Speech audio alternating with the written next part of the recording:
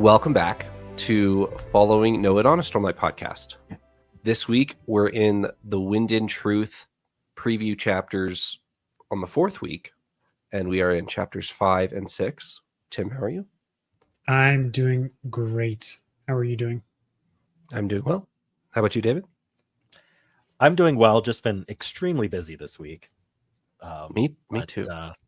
Taking time out of the busyness to talk about Stormlight, things that I love. So, yeah, we already have some theories disproven or maybe discredited, which we get into immediately. So let's roll intro and then talk about Wind and Truth.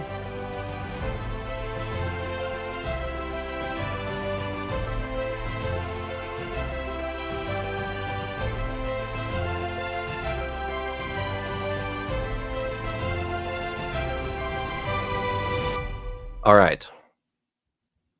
Epigraphs. There is a giant elephant in the room that is not Kaladin shaped in these epigraphs. But it could be. It could be. It's not impossible. Shalon could be Light Song. It's possible. Do you guys want to read the epigraphs? I'll go ahead and I'll pull them up. Yeah, why don't you go ahead, David? Okay, I'll read them out. Okay. As a historian, I find such nuances relevant. As a philosopher, I find them enticing. And I think this is referencing epigraph 4. Yes. Should we pull that one up just for context? Sure. Yeah, it's a good idea. That's what I did on my own. Okay, so here's chapter 4, just as a reminder. I have read that in the ancient days, the wind often spoke to both human and singer. It would then mean that the wind stopped talking, not because of odium, but because of people who began to fear her, or to worship the storm instead. As a historian, I find such nuances relevant. As a philosopher, I find them enticing. Regardless, the events surrounding the cleansing of Shinovar are of specific relevance, and I am doing my best to record what I can discover of the wind's own words regarding them. Though, now that the wind and heralds have vanished, I have only 2 sources who can speak to these events. They are my witnesses. So, I, like everyone else who read those, immediately jumped to the conclusion that Kaladin is not our author, and he's one of the 2 sources that can be referenced here. Yeah, so Kaladin and Szeth are clearly the witnesses. And I say clearly a little bit because nothing's ever clear in epigraphs. But does the wind talk to Szeth? The events are the cleansing of Shinovar that's being referenced. Oh, okay, you're right. And so it's Kaladin and Szeth cleansing Shinovar, so witnessing the cleansing. The 2 witnesses being whoever survives the cleansing of Shinovar, and we're presuming would be Szeth and Kaladin. That's the presumption. Right. Although, again, epigraphs will be epigraphs. But... Right. Okay, so last week we talked about how the odds of Kaladin surviving, or at least coming back in one piece, or anytime soon, were fairly low. Now, I'm wondering if Kaladin does indeed survive, as he's a witness here for whoever's the author. He's just not around. Like, what if he's, off world or in Shinovar or at the origin, whatever Kaladin's doing. Yeah, we can talk about who the author is in a little bit, but yeah, I would have jumped to that conclusion as well, that one of the witnesses would be Kaladin. I don't know if Szeth's living this book, so I don't think Szeth would be the second one. Really? Okay. I mean, that was just my immediate thought, was like cleansing of Shinovar, 2 witnesses. We currently have 2 people heading to Shinovar to cleanse it. So, I mean, that's my conclusion. Kaladin and Nightblood?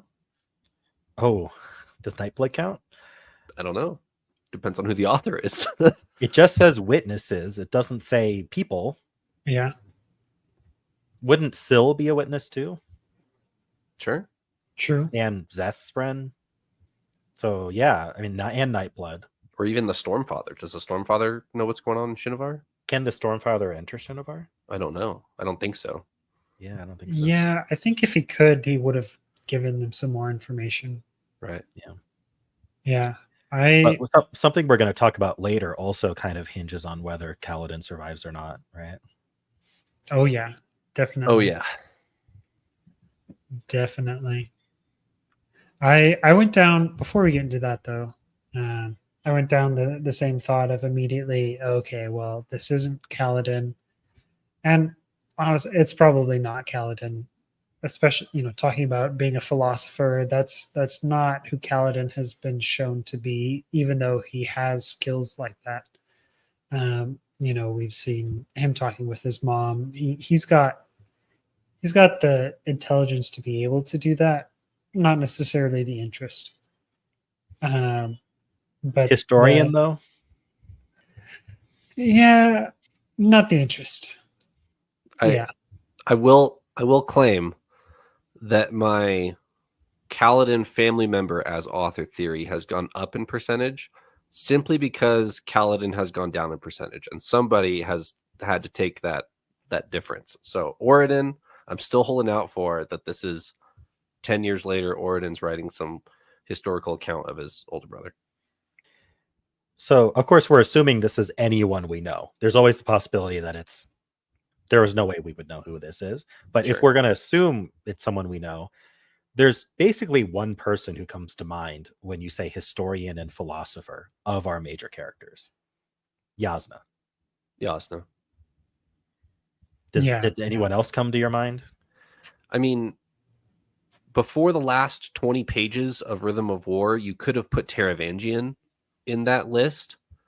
But I think he's off the table. And then maybe you can put in Dalinar. I don't think Dalinar has ever really... I mean, historian, he reads Way of Kings a lot. Right. But not really other histories as far as I know. Mm-hmm. He's like a philosopher and obsessed about Knights Radiant. Yeah. Exactly. Yeah. One thing I did note though is the wind disappeared, but talked to this person enough to be familiar with it. So I'm curious about the timing of the wind leaving. Does that coincide with the Heralds? Is that different? If it coincides with the Heralds and it's at the end of this book, then that definitely narrows down our suspects. Yeah, we should talk about that. The Heralds and the wind are gone? They vanish? Yeah. Are we just being told the end of the book, or the end of at least Kaladin's plot line? Why would Sanderson tell us that this early? So obviously, unless there's I don't know how to misinterpret this. Unless this is day 3, the Heralds just disappear. And then they're like, we needed him to find Mishram. That's a problem. And so I wonder if the winds and the Heralds disappearing are as they show up in Shinovar, then Ishar's like, hey, I need your help, and then gone. Yeah, it could be. Honestly, I think the wind and the Heralds disappearing doesn't say whether or not they quote win the conflict. It definitely gives us some big information, possibly, but it doesn't. For me, I don't think it spoils whether how this book goes. It's just an interesting factoid of is it they win and then they get to escape from Rashar like Kalak has been trying to, or is this something else? Yeah, I mean, my initial thought, and I still kind of cling to this, is that this is kind of telling us that Kaladin heals Ishar somehow. Ishar uses the Oath Pact in some way to do something, but the use of the Oath Pact then causes both the Heralds and the wind to disappear. So this could be like a mechanic related to kind of Ishar's solution to the current issues with like everything that's going on. I don't know what solution. So I guess that's the question. Like, what is Ishar? What do they want Ishar for? Like, what is Ishar going to do if he is cured? Because he says, in fact, I kind of want to read that out from Rhythm of War, if that's okay. Yeah. So this is basically just when he's Navani says her oath, right? And then Ishar snaps to it for a brief moment. I can see clearly, the voice said from within the perpendicularity. I do not know why. Has a bondsmith been sworn? We have a connection, all of us. Nevertheless, I feel my sanity slipping. My mind is broken, and I do not know if it can be healed. Perhaps you can restore me for a short time after an ideal has spoken near me. Everyone sees a little more clearly when a radiant touches the spiritual realm. For now, listen well. I have the answer, a way to fix the problems that beset us. Come to me in Shinovar. I can reset the Oath Pact, though I must be sane to do it. I must have help too, and then unfortunately, we don't know what the end of that sentence is. So he wants to do something related to resetting the Oath Pact to fix the problems that beset us. What problem is he going to fix by resetting the Oath Pact? I always assumed it was the madness. There's So us being the Heralds. I think there's three. There's three main contentions, right? You could take it at surface level and say, reform the Oath Pact. The problem is we need to banish the fused again, right? Like that would be a surface level interpretation of that. Two would be the madness, Tim, that you just brought up. Like I can fix the Heralds, and then the Heralds can all come back, and then we can do this how we used to.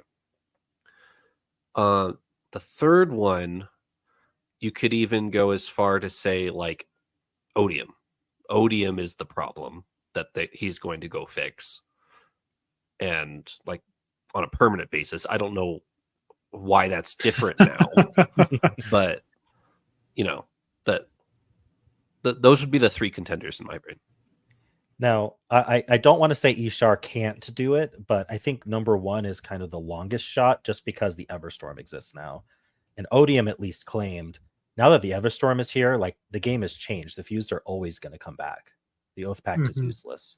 So unless Ishar is like, I can fix that, like I think it's got to be two or three. Unless, yeah. Go ahead, Tim. I've just got this image in my mind now of Ishar as an Italian mobster. Oh, you got a problem. I can fix this problem. I can fix permanently. Man, after you said that, my thought just went poof. Sorry. It'll come to me later. I think I have an interesting segue if we want to kind of move forward. Yeah. So let's talk about Shalon's two bonds and how that means that's how she's reaching, using fortune to touch the spiritual realm. Yeah, okay. Even before Collect gives us that reveal, David, on the first or the second episode of this, you were honed in on the face, the face in the portrait. And I don't know why, but I just was pretty dismissive of it. I did not, I didn't really care about the face in the corner, but you referenced it several times. We get a reveal of what that is. Apparently she's subconsciously drawing Mishram in the corner of all her sketches at the moment. Ba'ada Mishram in her singer form? Since when do Unmade have singer forms? That's pretty cool. Or forms at all besides nebulous clouds. Yeah. Well, she is the giver of forms, so true. So can Ba'ada Mishram appear as different things? I would assume so. Well, I guess there was the Unmade in your Thiru that kind of acted like the black. What are those called? The Midnight Essence. Midnight Essence. Yeah. Yeah. So she kind of took form in that way, but I feel like this is different. Now I'm wondering if the Unmade are like the singer version of Heralds. And like, because there's 9 of them and there's 9 surges for the singers. Like, now I'm leaning more the direction of like the Herald is the other side of the coin to an Unmade. Or could this be like void binding magic? And there's like 9 types of void binding magic that they represent. Right. Yeah, I think it's both. Both in the same. Which So, I don't know why I haven't ever considered that before. Like, now that seems obvious now that I'm saying it. I mean, there's a lot of theories about the Unmade, so Right. it's a little bit unclear to me. But I want to point out this wording that seems really similar. Ishar says, everyone sees a little more clearly when a radiant touches the spiritual realm. And Shalon touches the spiritual realm whenever she draws. And then she draws like here, I have this up. Or I thought I did. Give me 1 second. So she draws Kalak. Look at this change here. This is super obvious. Okay. Radiant, Kalak said, hands clasped as he stared at the stone floor of the amphitheater. What do you fear? What kind of question was that? I don't know, she lied. I fear options, he said. I see each choice I make and see the terrible results that could stem from it. If I stay here, I see you fail without me. If I go, I see my presence, broken as I am, cause your failure. I cannot continue. I do not. She rested her hand on his, then passed him the sketch. He took the picture, frowning. Then his eyes widened as he saw it depicted him standing tall, wearing robes and striding from a fanciful city with colorful walls and strange trees with long fronds she'd made up. He carried a staff with an odd shape at the top and strode towards a glowing light on the horizon. Though in the picture, he looked back and his face was determined, decisive. And then from that moment on, he's not talking about, oh, I don't know what I should do. I don't know if I should help you. He gives just an info dump, like right away. Super useful stuff. Yeah. And in the picture, he's decisive. So we've always had this theory that the Heralds are doing the opposite because of their madness, like the opposite of their normal traits. So what if Kalak was just always a super decisive guy? And then the madness has made him the opposite. He can't decide. What should I do? What should I do? But then Shalon touches the spiritual realm, draws him as decisive. He takes that, immediately stops talking, and immediately just like super helpful. I feel like that's really similar to what happened to Ishar. And I'm wondering if Shalon is kind of the key here. I think you're onto something there. I was just reading the Copper Mine today about Kalak, and that's exactly what it said. He was really confident, and now he can't make decisions. Something I also want to point out, I need to give props to Elliot because he always latched onto this whole Shalon drawing people as they could be thing and thought there was like something more going on. I never gave that much credit, obviously until this chapter where he uses the term capital F fortune. You're tapping into the spiritual realm using. Do light weavers of your day always use fortune when drawing or when using their powers? And Shalon looks at him like he's insane. So, yeah, it's a really cool, seed for Brandon Sanderson to plant all the way back in the Way of Kings. Yeah, and Tim, you have a note on this, right? Yeah. It reminded me of when we first realized Yalba's alive. Shalon draws him alive, getting out of the water with a couple other people, and that's true, and that's like this in action that we can see way back when. And then talking about is this a skill commonly employed by light weavers of your time, implies that possibly this thing was normal at another time, or that light weavers have some different things there. I know you had more to say on that, David. Yeah, I do, because I read it the opposite. He's like, "Is this a skill you have now?" Like he doesn't know of any Lightweaver ever having done this. So his conclusion is, "Oh, is this something Lightweavers are doing now?" And so the implication to me is that maybe the Radiant powers have changed over time. Maybe they're not as stagnant as we're sort of assuming, and that each generation of Radiance maybe has kind of a different kind of usage of their powers, or maybe they just discover different things they can do with their powers at different times. Like I think we're always just constantly discovering like weird ways that Radiants can mix their magic abilities, and that's a very Sanderson thing to do. Yeah.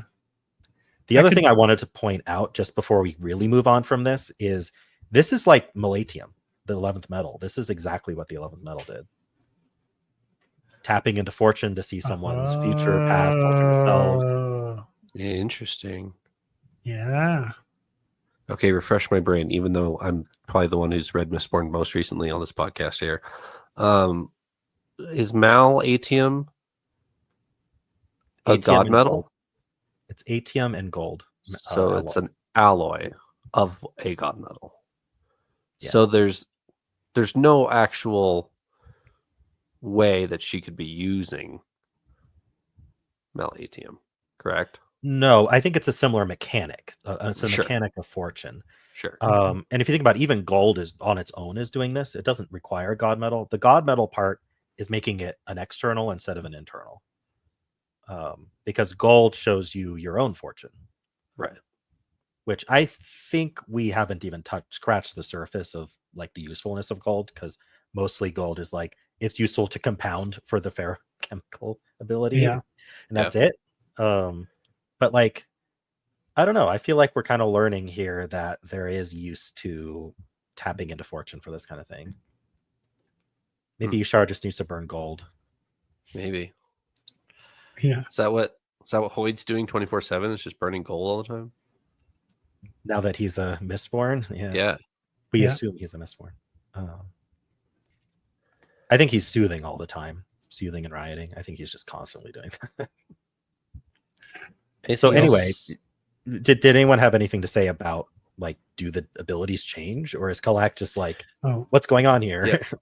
So I also had the same conclusion that you just touched on, David, earlier, that Kalak makes the assumption that Shalon and her other Lightweavers can tap into fortune, which I would imply, or I took two implications from that, is that they didn't used to do that. And Kalak is making the assumption that, like you said, abilities can morph and evolve over time, where, some of the original Lightweaver powers maybe were forgotten, or like a modern day Lightweaver or a Lightweaver from Desolation 30 would look distinctly different from a Lightweaver in Desolation 12, right? Like as they come back, there's different incarnations of the Knights Radiant, right? Mm-hmm. I could see that being it. I took it more as Lightweavers, their powers are more in tune with their art. And so it could be expressed in a lot of different ways. I kind of wonder how this would manifest for like a Windrunner or someone else, if they had two bonds, like in a tap into the spiritual realm. Like, how does that manifest other than through art? Do you guys give Kalak's explanation as canon? Because Kalak makes the assumption that she can do this because of her double bond. And he gives some explanation. I don't remember. But I don't know if that is super credible, because I feel like she was doing this before she bonded Pattern, or before she even acknowledged Pattern at the beginning of Rhythm 4. Or I always do that. Words of Radiance. She bonded Pattern at the beginning of Words of Radiance. Right. But I think she was doing this before that, is my point. Was she doing it in Way of Kings? I don't remember. Oh, she was drawing the cryptics in Way of Kings. But correct.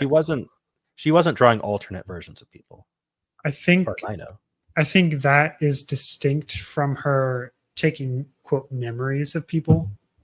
Right. I think those could be one thing, but those could also just be distinct abilities.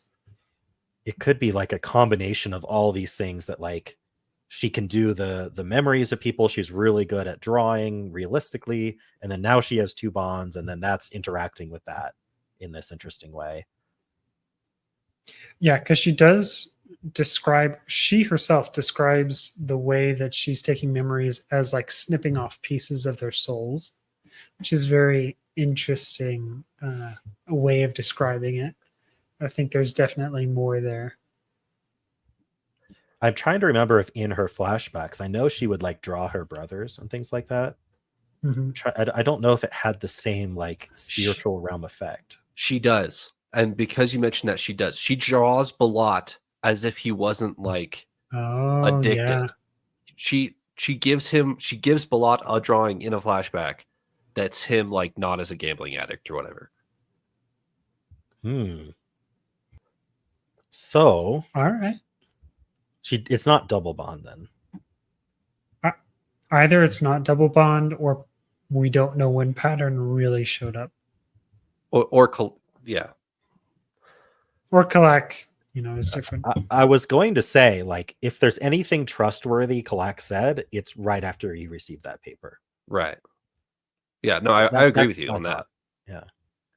And Kalak could truly believe that, but of course people can be wrong. Now a herald, my understanding is Kalak was super scholarly. Right. On mechanics. So like not as much as Ishar, but like if anyone would know, I feel like it would be Kalak and Ishar. So that's why I just sort of naturally believed Kalak and thought that this was a Sanderson info dump finally explaining this, but there could definitely be a lot more to it. Right.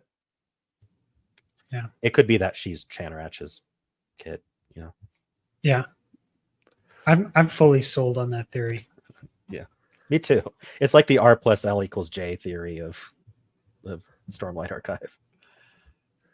David, was it you that said if that turned out to not be the case, it would be like a disservice to us that we figured this out, and then it ends up not being the case?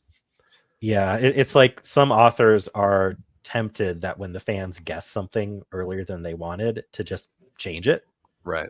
And just be like, oh, it was a misdirect. But I think good authors just stick to the story that they wanted to tell, And I think both Sanderson and George R. R. Martin did that.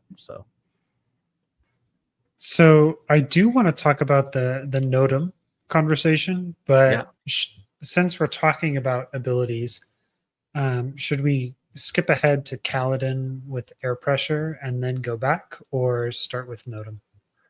I think that's relevant to this conversation. So yeah. Okay. Yeah. Let's go ahead and do that. Kaladin, self-explanatory. He holds an air bubble so that they can breathe. And my mind immediately went to, okay, well, that's how Rasharans travel in the space age. And that's where my thoughts kind of stopped as I kept on reading. But what did you guys think? Yeah, I think this is partly just Sanderson, like, is lampshading the right term? I don't actually remember what lampshading exactly means, but it's Sanderson basically doing the thing of like, okay, this whole time Kaladin's been flying super high in the air and he has no trouble breathing. This is why, right? Even when he brings non-radiance with him, because the explanation could be he's got Stormlight. Of course, he doesn't have to breathe, but at the same time, like, he can bring people with him. They can bring horses with them, like. Maybe, but I think that means that horse. Instinctively, they're creating that air bubble whenever they fly high into the atmosphere, so that the people they're taking with them can breathe and all that. Yeah, I didn't read too much into it, especially like the space age thing that you just mentioned, Tim. But like I could totally understand that, because he does specifically mention like air pressure, right, in the chapter. So yeah, Kaladin saying as much as he can about air pressure without knowing the science behind air pressure, but right. I do think it's interesting that this does have implications for space age stuff, like space age radiance. Like I think we've really thought a lot about space age Mistborn and not so much about space age radiance, right? Yeah, because the big issue with space age radiance is you run out of Stormlight really quickly. So, and it's really far to travel.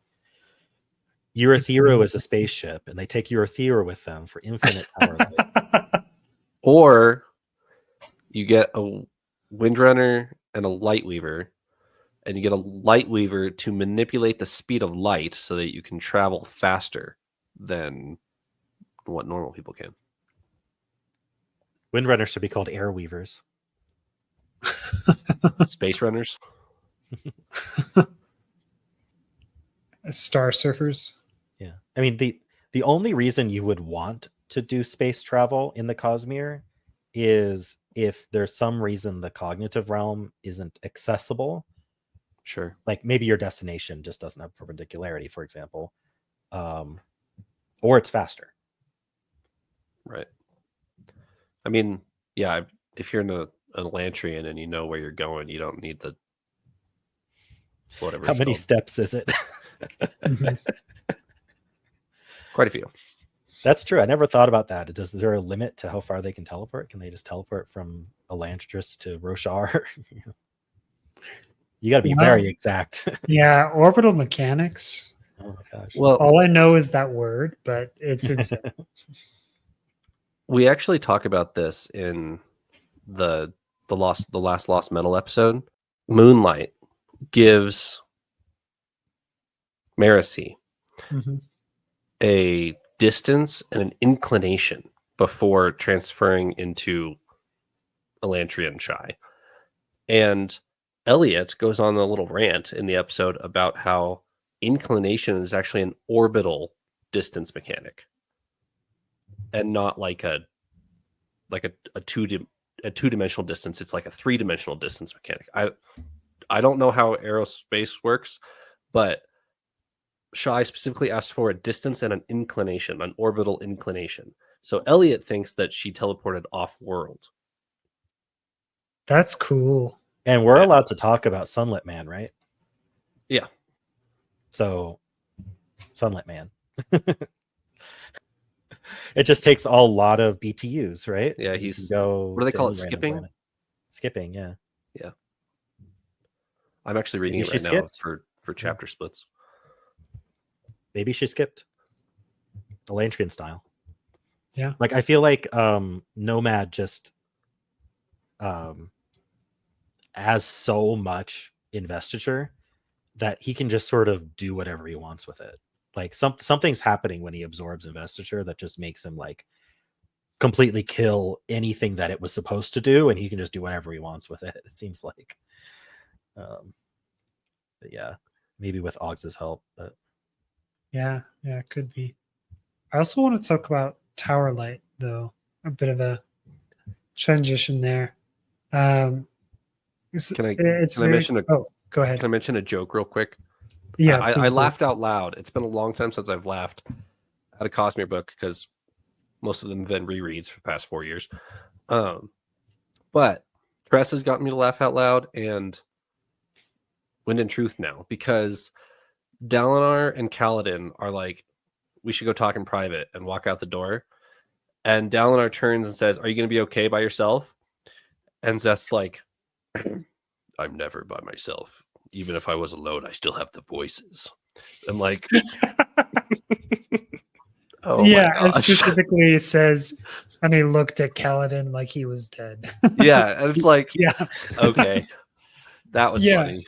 He should be Zeth, but that was funny. He's like the goth kid standing in the corner of the party or whatever. I thought it was funny that up till that moment they were saying all those things right in front of Zeth. Zeth was probably like, "No, that's all valid."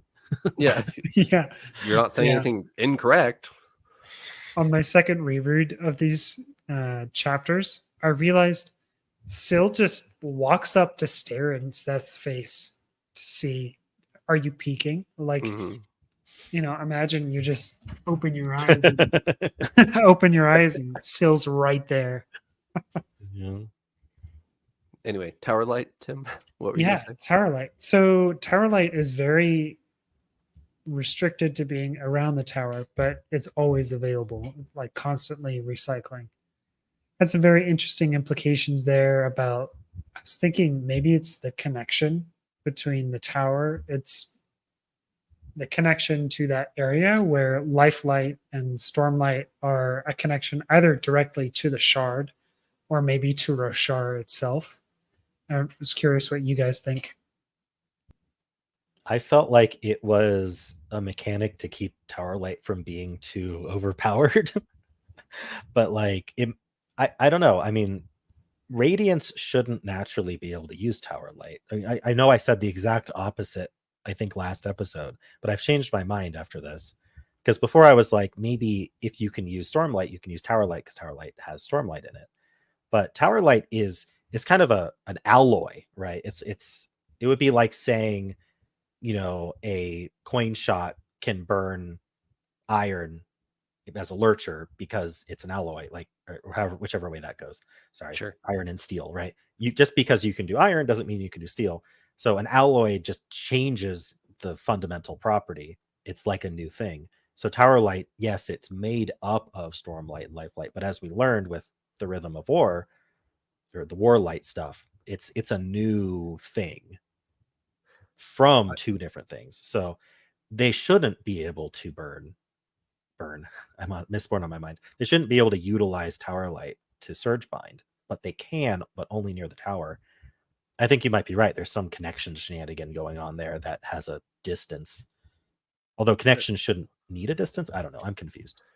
The only caveat or devil's advocate I would play there is there's an active component in like the active Tower Light. It could be that the sibling is the key there, where if you're creating Warlight, there's no like active shard or active part of a shard facilitating that, whereas the sibling could easily just, you know, adapt and give them Stormlight. That would be my argument. I don't know if that floats, but Literally. Yeah, I don't know that matters. Like, I'm not going to just say, no, Trevor, you're wrong. But like, I kind of disagree. It just doesn't feel right to me that there would be a distinction between Tower Light and Warlight just because of a lack of entity for Warlight. But sure. Because I feel like the sibling was probably just created in kind of a more massive scope as how you would create Tower Light normally, right? Because it was like honor and cultivation working together to create the sibling. So I don't know. I still don't quite understand why Tower Light doesn't work near the tower, other than it just doesn't. There's a proximity metric for some reason. Yeah. And it's got to be connected to why the Spren are so drawn to Navani. That's something I remember from the last chapters. Yeah. I have a question for you guys. Sorry. I have a question for you guys. I'm going to read a quote, and maybe one of you are smarter than me and can explain this to me. The transition to the colder air was gradual. The circle of warmth around Urithiru was more like a corona than a bubble. What's a corona? Latin for crown. A beer. A beer. Corona is Isn't it like the sun light? has a corona. The corona is like the outer portion of the sun, is my understanding. So like an atmospheric field? It's Is that kind what of he's like trying to say? Yeah, I don't really understand why a corona would differ from a sphere, though. Because Well, atmospheres are spheres. Right. it's specifically a bubble where like the speed bubble, one side is fast time, one side is normal time. Where the corona was like atmosphere or like gravity, Wow. it gradually gets less and less. So it doesn't have a harsh border to it, is what he's Yeah. saying. Right. It's a gradual change. Yeah. But the Tower Light specifically did have that. There was like an instant where he lost Tower Light. Was it, or was it more like, okay, now it's just not effective enough, I got to switch to Stormlight? Maybe. Okay. Good question. I think you could argue either, unless there's wording there that's more specific that I didn't catch. But As they drew close, the tower light he'd taken failed them, and he had to rely on Stormlight from his pouch. So you could read As that they either drew way. close is kind of a nebulous. Right. Yeah. This like it could mean at the instant that they crossed a threshold it didn't work, or it could mean as they grew close it started to fail and then it failed. Like I don't know. I think both of us could be right, and that's kind of annoying that we don't know. But It probably won't be important. just Yeah. because it's not important doesn't mean we can't talk about it. True. All right, Tim, let's go back and talk about Nodum before we talk about our conversation between Dalinar and Kaladin. Excellent. I had two big things I wanted to bring up. One, Nodum, when he's talking about war and is he a coward, not wanting to go to war, and that conversation there, it brought to mind the movie Hacksaw Ridge. I don't know if you have seen that, Incredible movie. David. But it's about a conscientious objector in World War II who doesn't fight, but he goes to war without a weapon and he just saves countless people. Absolutely insane movie, very gory, but very, very good. And it just makes me think Nodum is going to be really, really important. And that kind of leads into my second point of Nodum gives this offhand comment about, maybe I could sail a ship again. And I think that's going to be the key where he's going to like refound the Honor Spren Navy and actually make the area there safe to travel again. I think that's clutch. Like he can be extremely useful without bonding to be, bonding a Radiant. Yeah. He has use in a lot of ways. One is convincing, like he would be one bond himself, but if he has the notoriety and the wherewithal to convince 10, 20, 30 more Honor Spren to create bonds, then that's suddenly way more useful.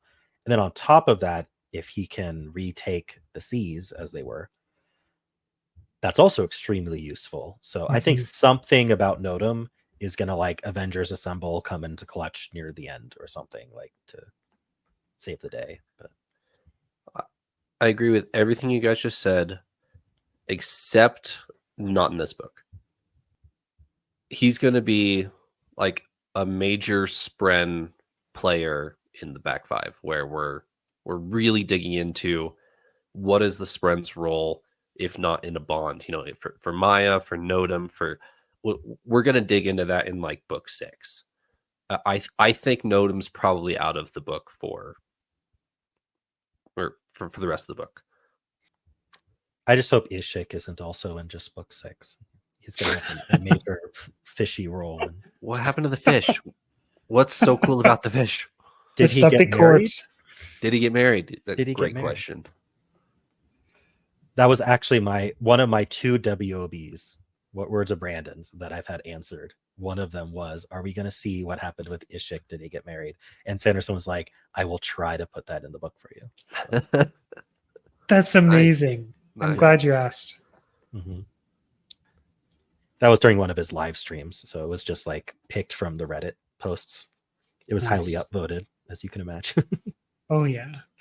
People want to know what happened to Ishik. He was the very first interlude in Way of Kings. We haven't heard from him since. Gotta be the last interlude of book 5, right? Yeah. Or an epilogue. Just for balance. The very last epilogue. There's gonna be like 10 epilogues. And like it's gonna be Kaladin and Dalinar and blah blah blah lift, and then just Ishik. And you're like, yes. And he's just still on the pure lake, and he's like, but he's bringing fish home to his wife. His wife, yeah. Oh. Hey, Alriandra got an epilogue in The Lost Metal, so it's completely plausible. Yeah. Okay. The big conversation. Dalinar and Kaladin. Both of them seem like pretty cool with the heavyweight conversation they're having, by the way. Like, neither of them are like giving a tearful goodbye when they both realize that they're probably not going to be able to see each other again until, after the contest or whatever. But there's the Heir conversation, which we'll have discussion about, obviously. But Kaladin, like halfway through the conversation, says, Wit says I probably won't be coming back. And Dalinar's like, oh, okay. I'm like, what? He just told you he's not coming back, and you're just like, oh, Dalinar grunted.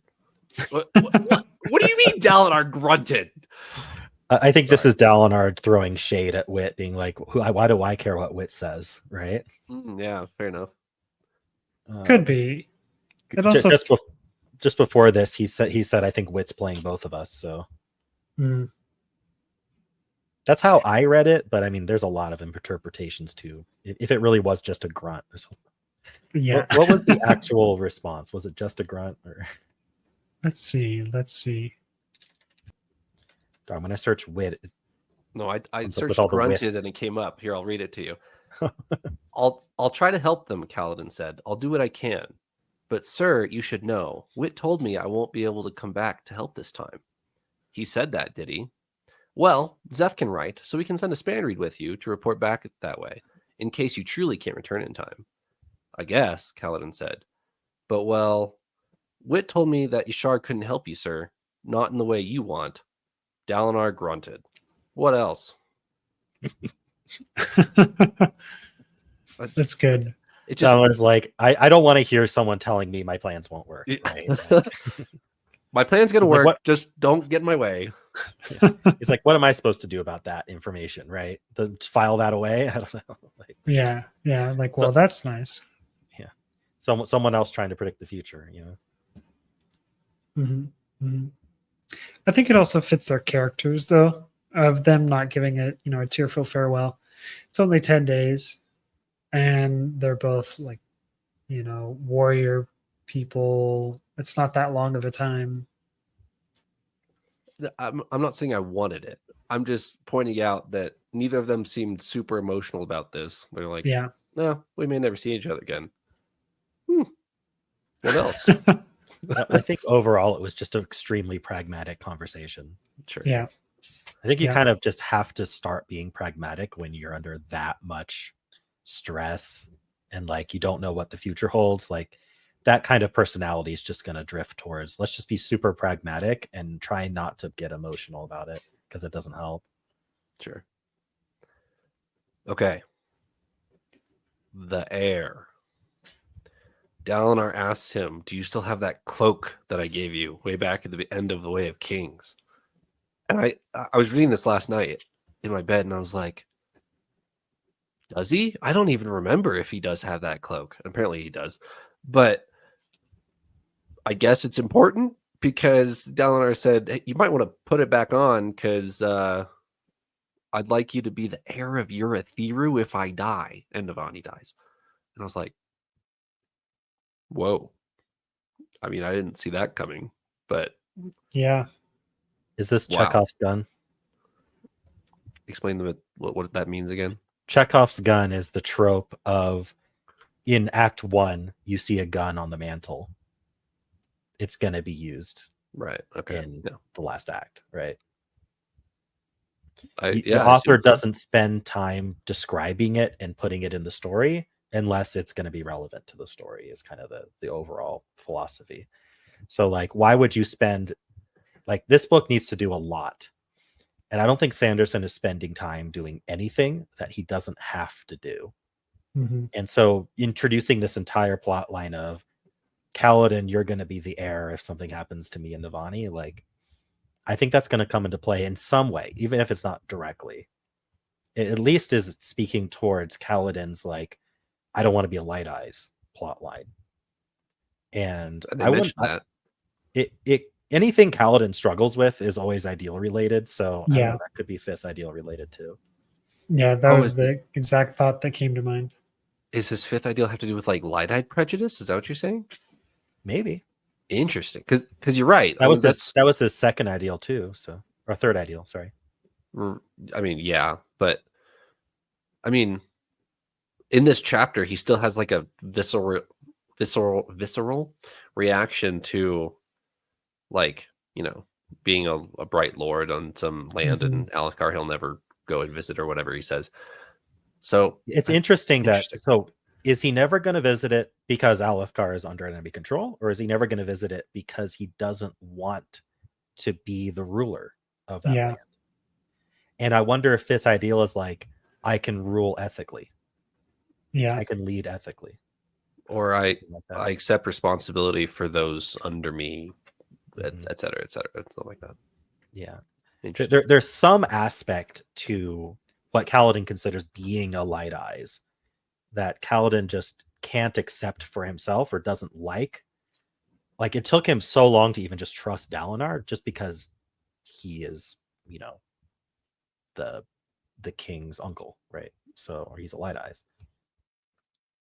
I will protect those under my rulership. Yes.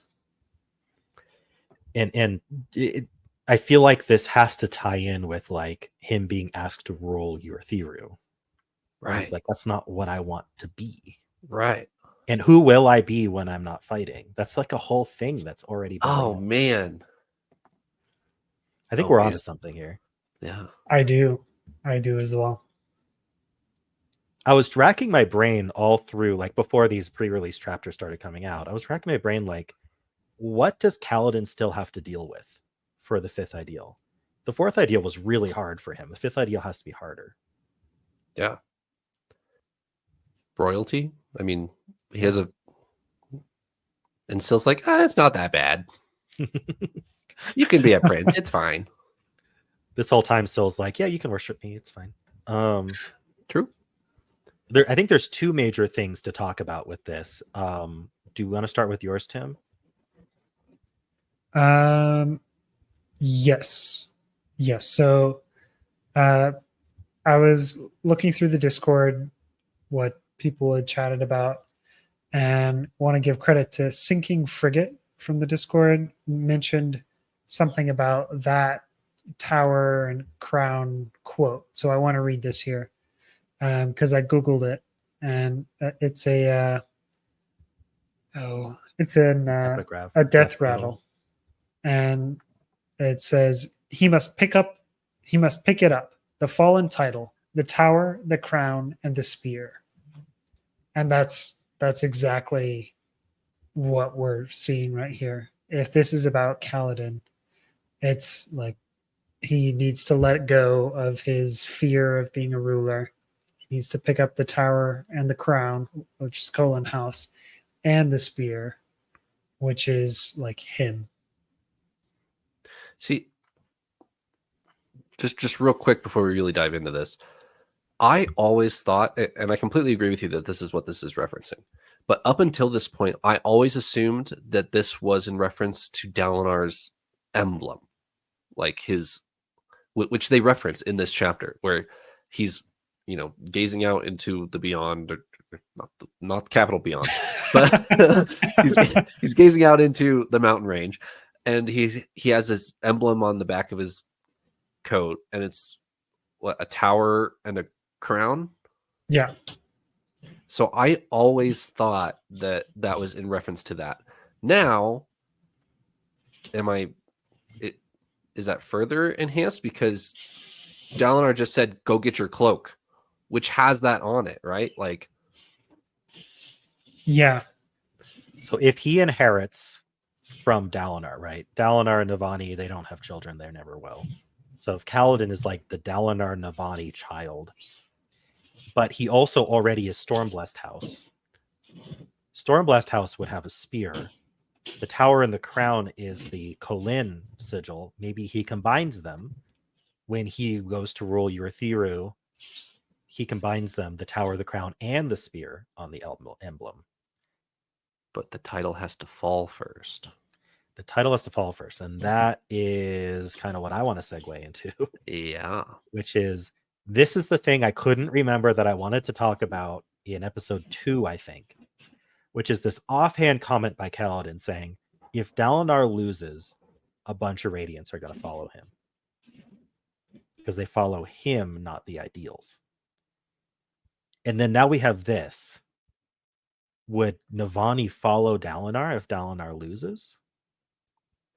My gut instinct would say almost certainly. So is that what's going to happen? At least Sanderson wants that to be a threat this whole book, Dalinar loses the Contest of Champions, becomes Todium's champion. Navani goes with him. A bunch of Radiants go with him. They start conquering the galaxy together. And then Kaladin is left behind to rule Urithiru.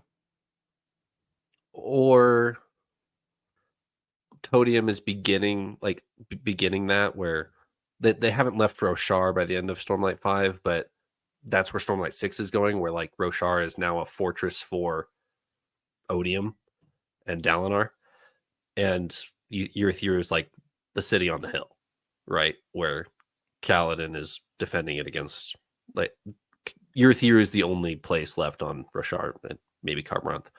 Well, that would break the contract, right? Because no matter what, win or lose, the borders are. Oh, you're right. So half of Rashar, I suppose. Yeah. So I mean, Rashar is going to get split in half between the Space Marines and the Kaladin followers, right? Right. I feel like that's definitely something Sanderson wants us to be worried about, at least. Yeah. Okay. Yeah. I wonder how long that's going to last. If there's going to be some level of, human nature forgetting why things happened or just doing something dumb. And that's something Todium is going to try and use as a like workaround. Here's my question, though, right? Because, okay, Kaladin would be king of Urithiru or whatever the title is, right? Yasna is queen of Alethkar, but Alethkar seems like, unless they can retake Alethkar really fast, which I don't think they're going to, she doesn't have a kingdom to rule over. Right. Yeah, you're totally right. She does have a people, though, like the High Princes and their soldiers. So maybe like a new Alethkar would get formed on the side that stays with them. On the Shattered Plains, perhaps? Maybe, yeah. On the reformed plains? They kind of did claim the Shattered Plains. Like, it's basically like an extension of Alethkar, the Shattered Plains. And as far as I know, they still control the Shattered Plains. Yeah. Or they could even retreat to like the Unclaimed Hills and go party with the listeners. And their Chasm Fiend. Right. And their Chasm Fiend pet buddy. I want to know more about that. That dark Chasm Fiend, what's going on? Have I talked yet about my theory on that one? Because I can really briefly describe it. No. I think that, and I think there's evidence that this kind of thing happens in the Cosmere, but let me just give the direct theory first, which is that Cultivation's magic system is at least partially about controlling things that have gem hearts. Because we know that Ruin controls things with spikes. Okay, so if Cultivation can control things with gem hearts, you've got the Xanthid that saves Shalon, you've got the Chasm Fiend that's suddenly super friendly to the listeners. Like, Cultivation might be able to intervene and take control of these creatures with gem hearts.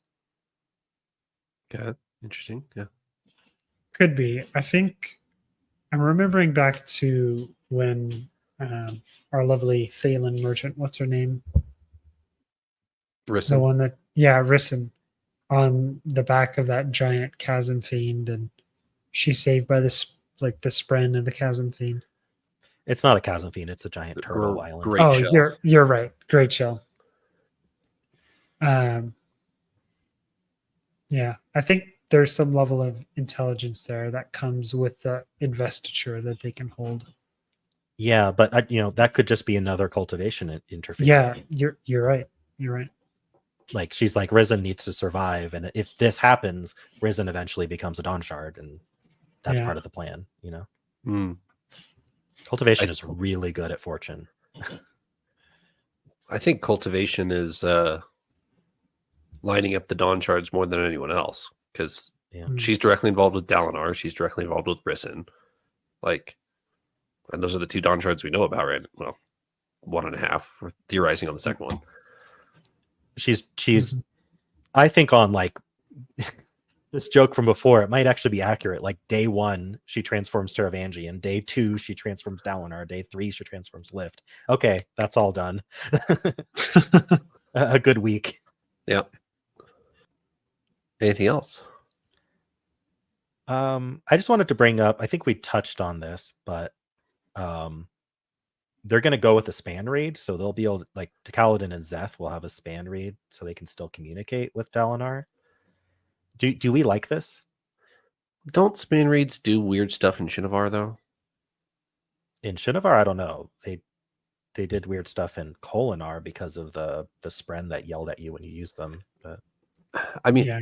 I just read this. It's in Oathbringer when like all their span reads go out after the Everstorm, right? And there's some Shinovar's mentioned. And I don't remember if it's in the affirmative or the negative. I'm gonna have to go reread it. Don't they not have Spren? Like they don't have Spren in Shinovar, right? So I they bet do not have spren in I Shinovar. bet that affects it. Do they have the I feel like Everstorm in Shinovar is like- Shinovar? Do they have what? Do they have the Everstorm in Shinovar? We don't know. I think the Everstorm did hit Shinovar, and I think that had big consequences, but that's just in my head. Like, there's no evidence. Like, they talked about it, like, it's going to hit Shinovar first and then come this way. Right. But Shinovar, isn't it? Shinovar is open to the sea. It's just the mountains are only on the, just like all their buildings. Right. The mountains were only protecting the side the high storm comes from. Right. And yeah, so I mean, that was one of my first thoughts when I read about the Everstorm for the first time. Was like, okay, we're gonna learn about Shinovar because this is gonna hit Shinovar first. Nope. So, yeah. Well, there's been no contact from Shinovar like since then. I'm pretty sure. Right. So Yeah. Dalinar mentions that. It's nice to get a little nod from, yes, I know you haven't heard anything. That's on purpose. Yeah. Do I like that they're carrying span read? I mean, I assume that there's going to be a couple telegrams back and forth from Dalinar to Kaladin, and seems important.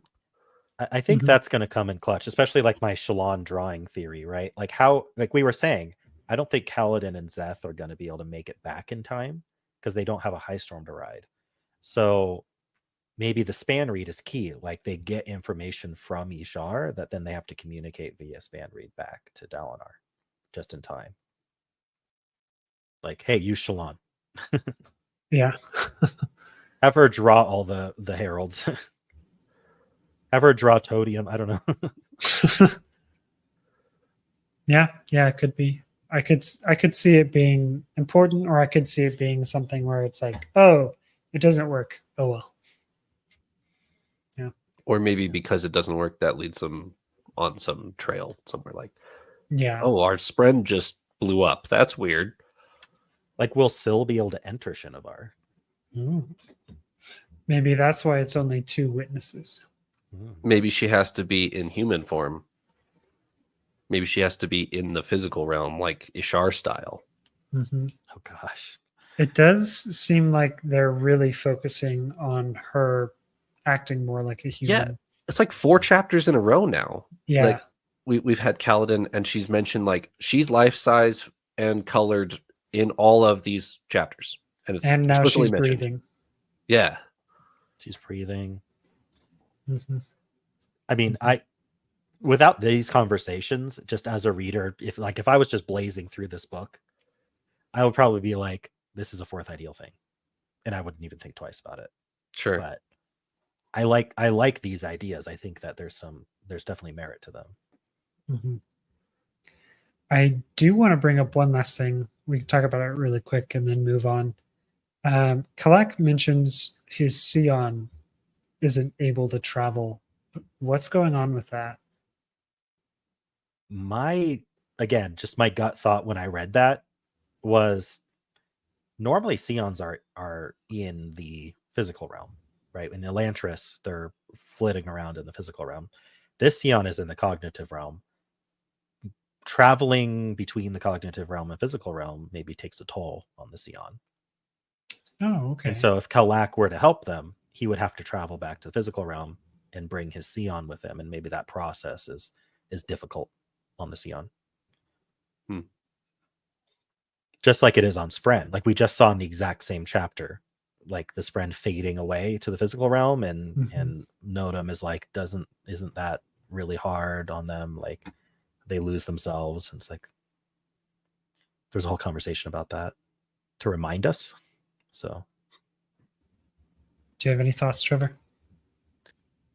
I'm rusty on my Sion mechanics, but I mean, Thydekar has to be using a Sion in the cognitive realm, correct?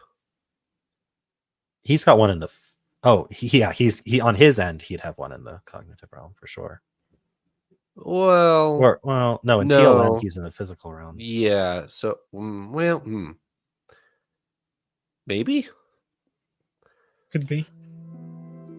I mean, so wait. Shalon literally brought a Sion from the physical realm to the cognitive realm herself. Correct. Yeah. And she uses it to talk to Hoyd and Maraise, who Yeah. both have theirs in the physical realm. Yes, but maybe the way they traveled via Oathgate, I believe, maybe Mhm. that's kind of an easier way to do it than how Kalak would do it. But I feel like Kalak would just follow them through the Oathgate Yeah. back to Yurthiru. Or maybe in the physical realm, Kalak went and buried a Sion somewhere, and he had to have to go dig it up. Yeah, there is the question of how did Kalak get to the cognitive realm with a Sion? Like, how did he do that? Because the Oathgates were not active. Right. He doesn't have an Else Caller. Like, how did he do that? Perpendicularity, maybe? Could be. Did he go to Cultivation's Perpendicularity, or does he know where Honor's Perpendicularity is? Do we know if he has any of his powers that he had as a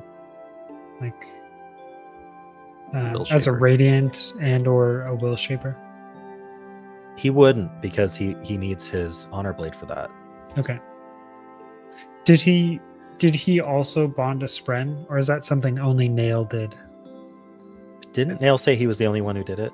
I think it's explicit that Nail's the only Okay. one that did it. Okay. If we trust Nail. Yeah, that's a big if. Yeah. Yeah. Is it against the law to lie about that?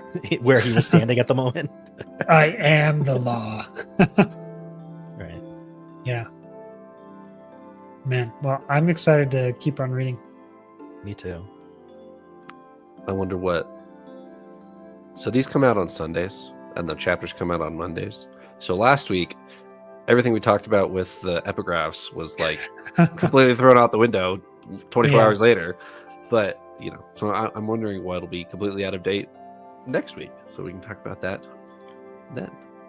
Anything else, gentlemen? No. No, not for Thanks me. for watching / listening, everybody. Yeah. Thanks for joining me, David and Tim. And we will reconvene next week. See you later.